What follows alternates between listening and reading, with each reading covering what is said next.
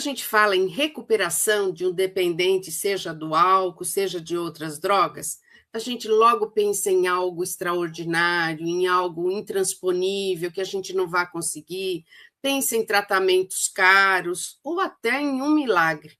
É verdade que esse processo ele não é tão simples assim, né? Ele tem as suas exigências.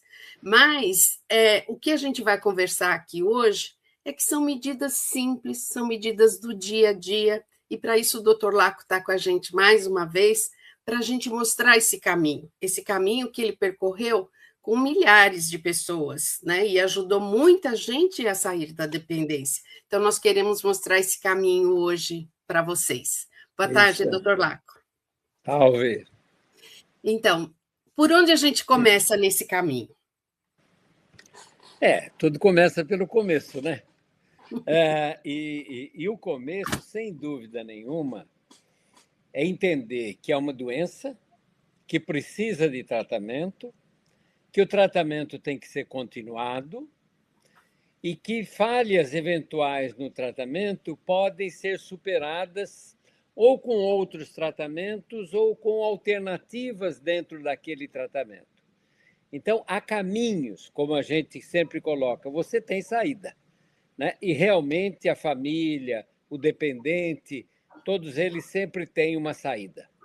Então, o começo é fazer um inventário, a pessoa precisa parar para pensar e fazer um inventário da vida dela? Seria esse um primeiro passo, doutor Laco?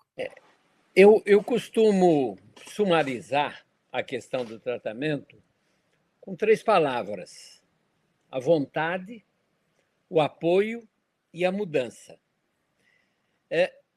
É difícil a gente tratar alguém que não se dispõe a ser tratado.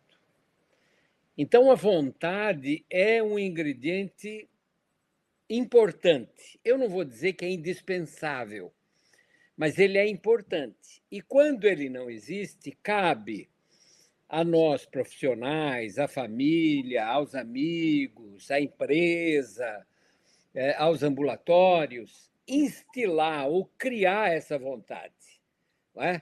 Então, gradativamente, pouco a pouco, lentamente, mas com persistência, ir apontando caminhos e possibilidades e mostrando para aquele indivíduo que dá para ele sair dessa. Né? Então, a vontade não cai do céu. Ela pode e deve ser construída. E aí entra o segundo condimento, que é o apoio. Então, essa pessoa precisa de apoio constante para seguir aqueles caminhos, para continuar naqueles caminhos e para ser reorientado caso ele se desvie desses caminhos. Então, apoio da família, de profissionais, da empresa,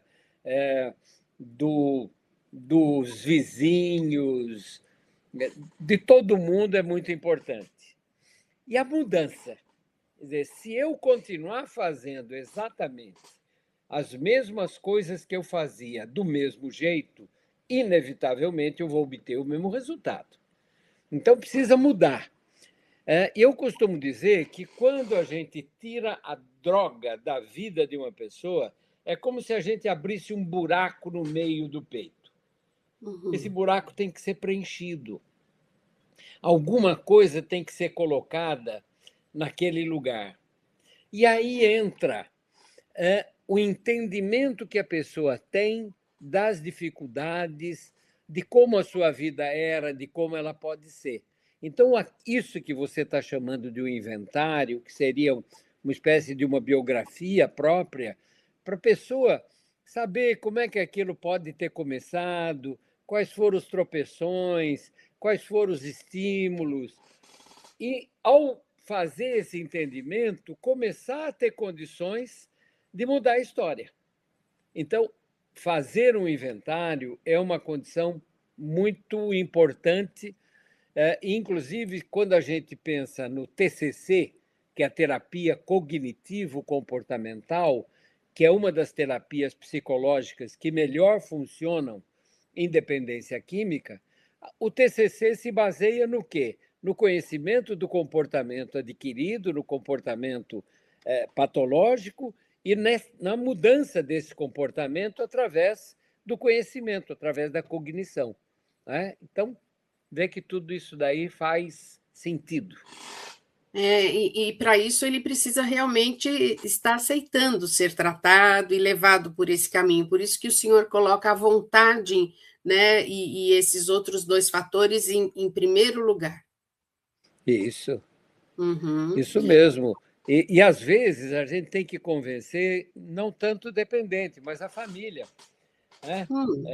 Recentemente, nós tivemos conhecimento de um caso que a mãe de um dependente químico ficou muito traumatizada, muito mexida, chorosa, porque o filho ia para uma clínica voluntariamente, que ele tinha topado ir, mas que ele tinha que se internar num lugar, quando, na verdade, ela deveria estar exultante que ele tinha topado fazer um tratamento. Por quê? Porque essa mulher tinha sido mal orientada. Né? Ela não foi preparada para aquilo lá. Então, às vezes, a gente tem que preparar não só o dependente, mas a família para os caminhos que irão seguir. Uhum. Bom, o senhor falou em mudança. Agora, para ir para essa mudança, é preciso um planejamento, ter planos para colocar em prática essa mudança. É um projeto, né? Como se eu fosse construir uma casa. Então, se eu vou construir uma casa ou vou construir um móvel, eu preciso ver quais os materiais que eu vou usar, o custo desses materiais, a sequência de uso que eu vou ter desses materiais. Então, é um tratamento. Esse tratamento, que pode ser, por exemplo, de um transplante cardíaco, né? Uhum, Vamos dizer que não seja dependência química, uhum, seja o transplante cardíaco. Eu uhum, preciso ter profissionais competentes, atualizados, empáticos, né? Com empatia para aquele problema, mas eu preciso ter estruturas. Então, todo um planejamento é exigido para que a gente consiga uma eficácia de tratamento mais adequada. Às vezes as pessoas falam, mas ele já se tratou tantas vezes, já foi internado, já foi nisso, naquilo, mas foi tudo mal feito, mal planejado, sem o convencimento, sem a adesão concreta do paciente e da família àquele processo. Então, o planejamento realmente é muito importante. Bom, e dentro desse planejamento tem que estar a mudança, né? Mudança de vida, mudança dos hábitos que ele tinha quando era dependente. Então, uma das coisas que acontece na dependência química, por exemplo, eu vou parar de fumar. Né? A literatura mostra que as tentativas de parada são várias, 6, 7, até 9 vezes, até que o paciente consiga efetivamente conquistar a independência, conquistar uma, uma ocorrência tranquila e continuada. Né? Então, as recaídas acontecem. Para que elas sejam evitadas, nós temos que evitar aquilo que nós chamamos de gatilho, que são as lembranças, os locais, as pessoas, as situações que desencadeiam vontade de uso ou oportunidade de uso. Então, se eu paro de fumar, mas eu continuo com o cigarrinho no meu bolso, com isqueiro, ou se eu quero parar com álcool, mas eu continuo indo no mesmo boteco, com as mesmas pessoas, nas mesmas situações, vai ser muito difícil eu fazer aquele empreendimento. É exigir muito de mim. Então, eu tenho que fazer o quê? Dentro daquele planejamento que nós já falamos. Eu tenho que ver quais seriam as novas amizades, os novos grupos a que eu devo frequentar, as novas atitudes, até administrar de uma maneira nova as minhas emoções. Isso Uhum. daí é todo um processo de mudança que precisa de orientação. Se eu tento fazer isso sozinho, o insucesso é maior, mais frequente.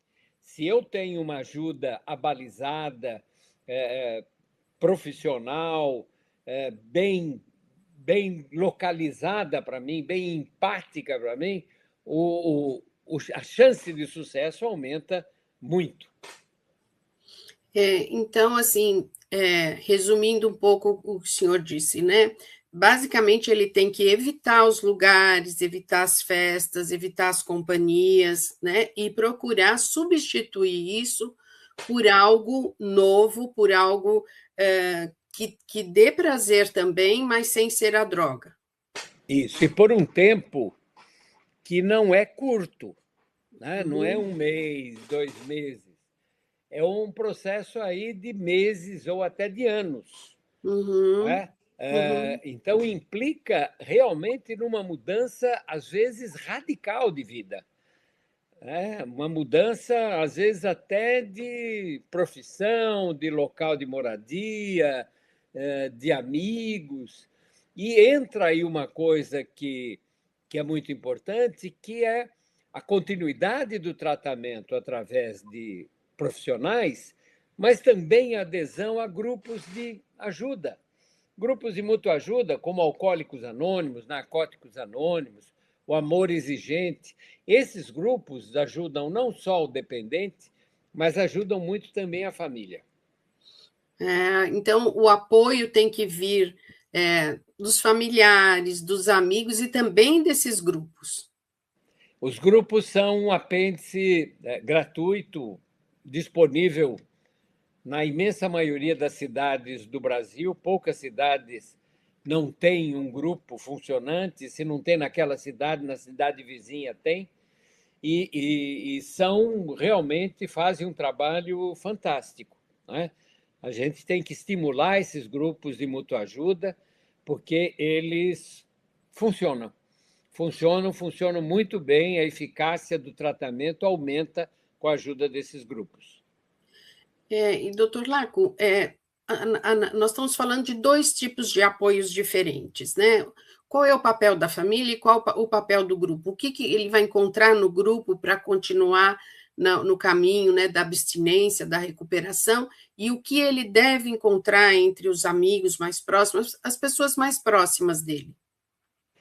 No grupo, ele vai encontrar identidade, ele vai encontrar parceiros que vivenciaram as, quase que as mesmas situações da mesma maneira. Então, ele vai se identificar e vai aprender com aquelas pessoas que já vivenciaram as dificuldades do início de tratamento, as formas de evitar os gatilhos, de evitar as armadilhas que a doença propõe, não é? Na sua ocorrência normal, habitual. A família tem que entender a transformação e tem que entender que ela não tem culpa. Eu convido sempre os familiares a trocar a palavra culpa pela palavra responsabilidade, porque a culpa imobiliza, a Hum, culpa atrapalha todo o desenrolar do tratamento, faz com que ocorram as recaídas, ocorram as maiores dificuldades. Então, com a família, tem que haver um tratamento simultâneo, porque ela tem uma doença chamada codependência, que às hum, vezes é mais grave do que a própria dependência.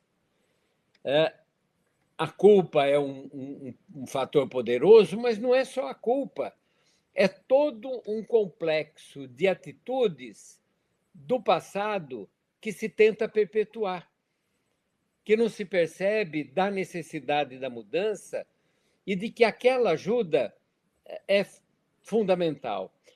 Como eu contei dessa mulher aí que o filho se internou. Né? uhum. Ela, ao invés de ser uma mola propulsora, ela é um impedimento para o tratamento, ela atrapalha o desenrolar do tratamento. E se a gente deixar essa mulher continuar tendo essa atitude, pode ter certeza que ela vai ser a grande facilitadora da recaída e não da recuperação. Perfeito. Doutor Laco, o senhor falou muito em questão de autoconhecimento, de gatilhos emocionais.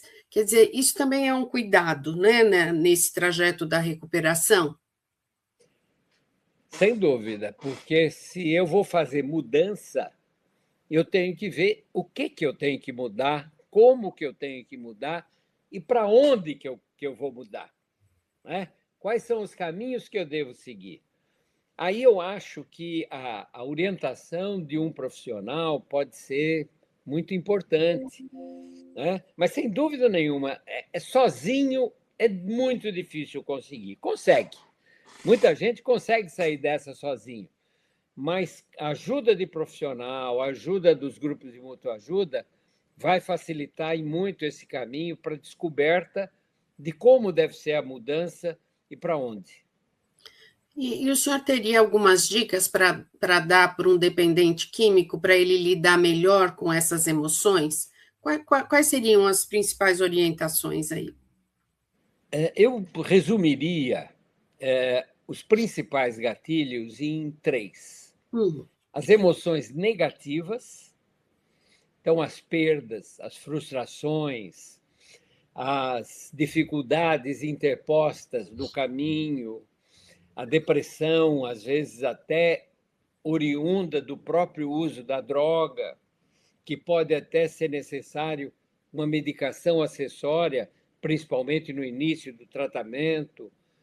Então, as emoções negativas elas são muito poderosas para atrapalhar o tratamento, mas também as positivas.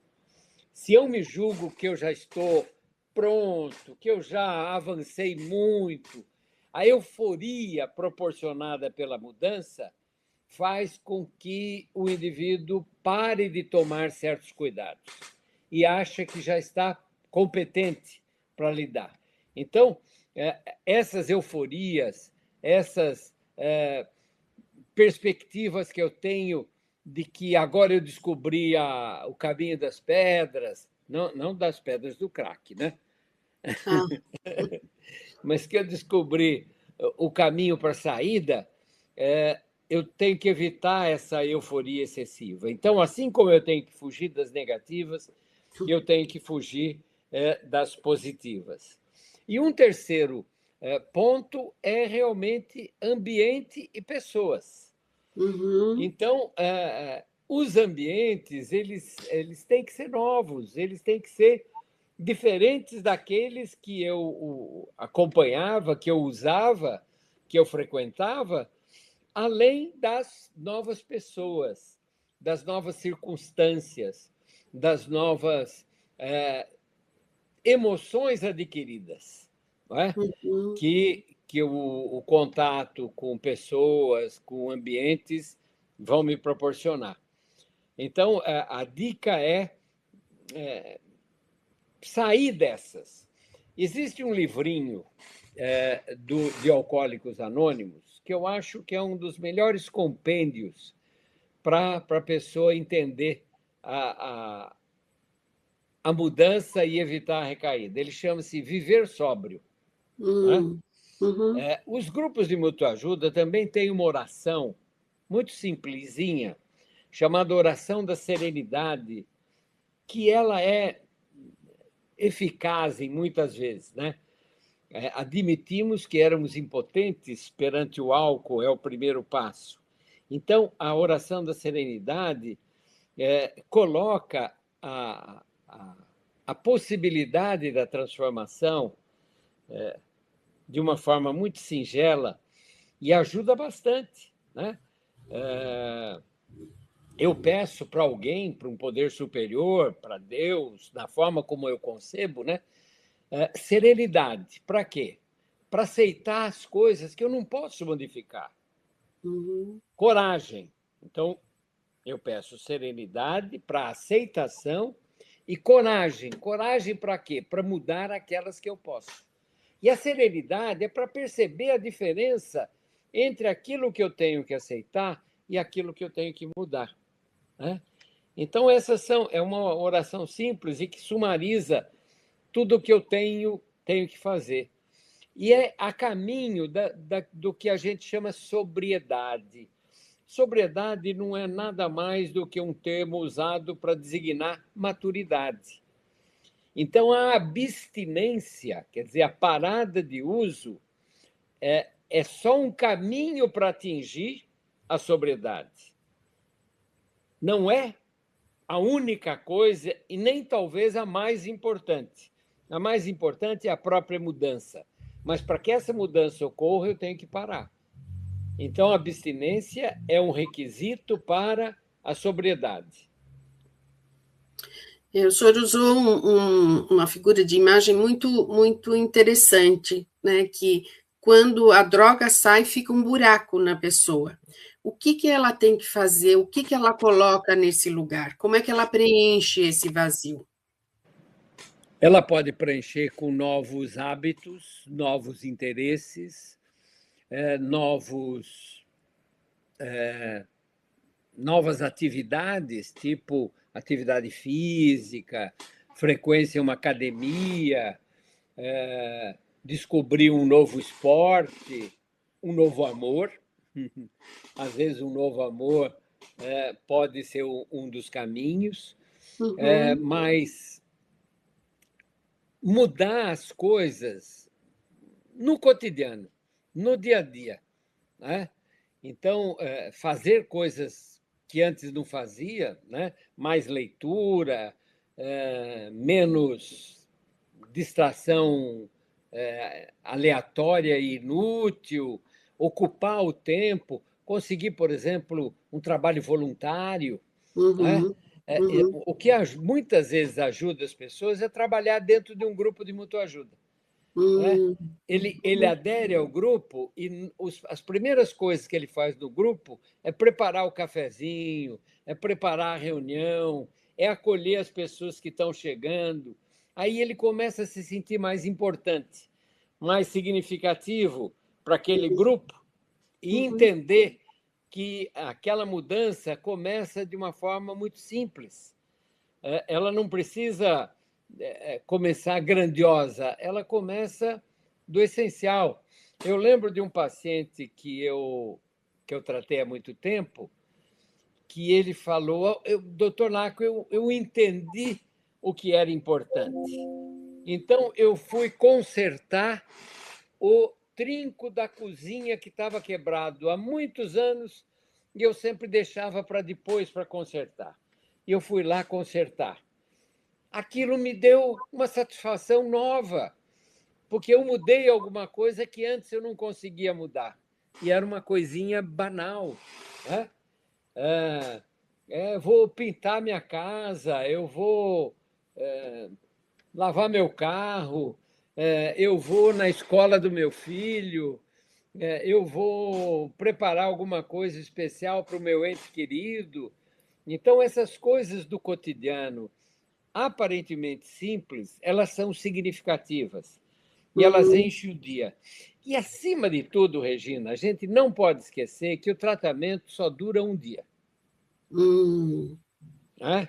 A dificuldade que o dependente químico tem de entender é que ele começa a projetar dali 1 ano, dali 10 anos. Não, simplifique. O dia é hoje. Né?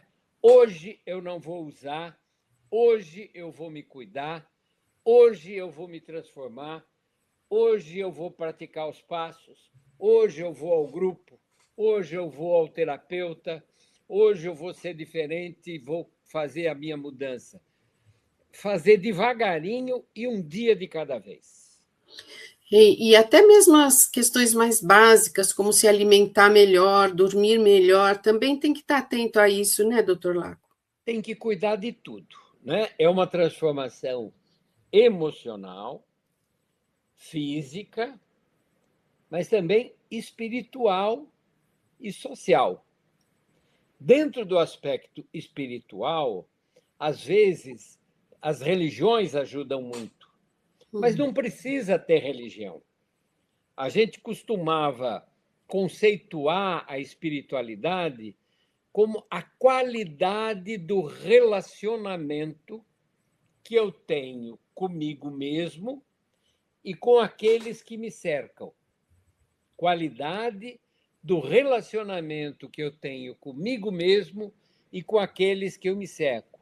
Então, se eu me dedicar a um desenvolvimento dessa espiritualidade, melhorar o meu relacionamento comigo e melhorar o meu relacionamento com aqueles que me cercam, eu vou amadurecer, eu vou entender melhor a empatia das relações, a necessidade dos cuidados nas relações.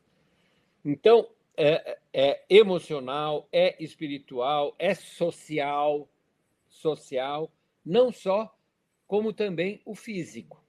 Então, cuidar do corpo, cuidar da mente, faz tudo parte do processo de transformação e de caminho para uma recuperação continuada. E na recaída? A gente sabe que a recaída é uma coisa difícil, né, para se assimilar, tanto pelo dependente como pela família, né, pelas pessoas próximas. O que fazer em caso de recaída? Em primeiro lugar, saber que recaída acontece, né? Eu costumo dizer que a recaída faz parte da doença, mas não faz parte do tratamento. Se houve recaída, alguma coisa dentro do processo de tratamento não foi bem utilizada, bem desenvolvida, bem praticada, né? Então, é rever aquilo que aconteceu e procurar voltar ao caminho que eu tinha conquistado, que eu tinha conseguido ficar abstinente. E a gente precisa também reconhecer que existem dois modelos de recaída, vamos dizer assim. Às vezes, o indivíduo, isso principalmente com o álcool, mas pode ser com outra droga, porque ele foi frequentar um ambiente de gatilho, né? Uma festa, uma comemoração, um bar, um evento, ele esqueceu e fez um uso.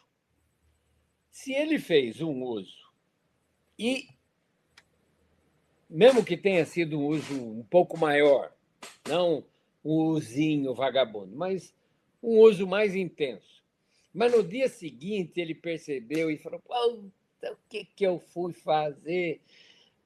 Como é que eu estava indo tão bem? Isso é um lapso.